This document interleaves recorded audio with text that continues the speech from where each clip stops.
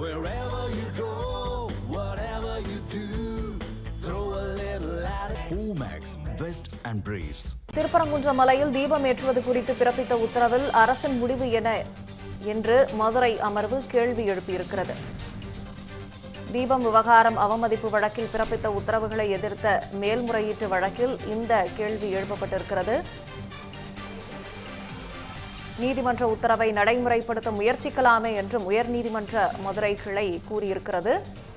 இது தொடர்பான கூடுதல் விவரங்களை செய்தியாளர் நாகேந்திரன் வழங்க கேட்கலாம். நாகேந்திரன், வணக்கம். தற்போது திருப்பரங்குன்றம் விவகாரம் தொடர்பாக உயர்நீதிமன்றமே அரசோட முடிவு என்ன அப்படின்ற ஒரு கேள்வியை முன் வச்சிருக்கிறாங்க. இதுக்கு அரசிற்கு கால அவகாசம் கொடுத்திருக்கிறாங்களா? அரசு தரப்புல இருந்து பதில் அளிக்கிறதுக்கு என்னென்ன விவரங்களை உயர்நீதிமன்றம் முன் வச்சிருக்கிறாங்க?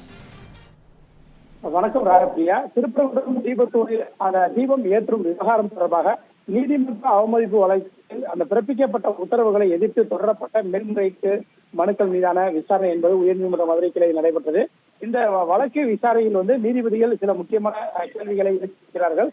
திருப்பரங்குன்றம் தீபத்தூரில் தீபம் ஏற்றும் உத்தரவு தொடர்பான அரசின் முடிவு என்ன என்பதை உயர்நீதிமன்ற மதுரை கிளை நீதிபதிகள் கேள்வியாக எழுப்பியிருக்கின்றனர். திருப்பரங்குன்றம் மலை உச்சியில் உள்ள தீபத்தூரில் கார்த்திகை தீபத்தை ஏற்ற உத்தரவிடக் கோரி மதுரை அந்த எருமலை பகுதியைச் சேர்ந்த ராமர் ரவிக்குமார் அந்த வழக்கினை தாக்கல் செய்திருந்தார். இந்த வழக்கை விசாரித்த தனி நீதிபதி மலை உச்சியில் உள்ள தீபத்தூரில் கார்த்திகை தீபம் ஏற்ற உத்தரவிட்டார். அதனைத் தொடர்ந்து நீதிமன்ற உத்தரவை நிறைவேற்ற போதிய நடவடிக்கை எடுக்கவில்லை என நீதிமன்ற அவமதிப்பு வழக்குகள் தாக்கல் செய்யப்பட்டு அதிலும் பல்வேறு உத்தரவுகள் பிறப்பிக்கப்பட்டிருந்தன. இந்த உத்தரவுகளை எதிர்த்து மனு தாக்கல் செய்யப்பட்டிருந்தன. இந்த வழக்கை இன்று விசாரித்த நீதிபதிகள் சதீஷ்குமார் மற்றும் ஜோதி ராமன் ஆகியோர் அடங்கிய அமர்வு அவமதிப்பு வழக்குகள் ஒரு பக்கம் இருக்கட்டும், நீதிமன்ற உத்தரவை நடைமுறைப்படுத்த முயற்சிக்கலாமே, இது ஜனநாயக நாடுதானே என்ற ஒரு கேள்வியை எழுப்பியிருக்கின்றனர். மக்கள் உணர்வுக்கு மதிப்பளிக்க வேண்டும், நடைமுறைப்படுத்துவதில் என்ன சிக்கல் உள்ளது என்ற கேள்வியும் நீதிபதிகள் கேள்வியாக எழுப்பியிருக்கின்றனர். அரசு தரப்பில் இது தொடர்பாக உயர் அதிகாரிகளிடம் ஆலோசனை செய்ய வேண்டும் என தெரிவிக்கப்பட்டது. தர்கா தரப்பில் தங்களை வழக்கில் சேர்க்க கோரியில் அது கோரிக்கை என்பதை விதிக்கப்பட்டது.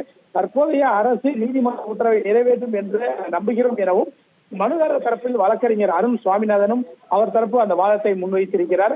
அதனைத் தொடர்ந்து நீதிபதிகள் உத்தரவு தொடர்பாக அரசின் முடிவு என்ன என்பது தொடர்பாக தெரிவிக்க அறிவுறுத்தி இந்த வழக்கு விசாரணையை வருகின்ற ஜூன் 22ஆம் தேதிக்கு ஒத்திவைத்து உத்தரவிட்டுள்ளனர். ராகப்பிரியா, விவரங்களுக்கு நன்றி நாகேந்திரன்.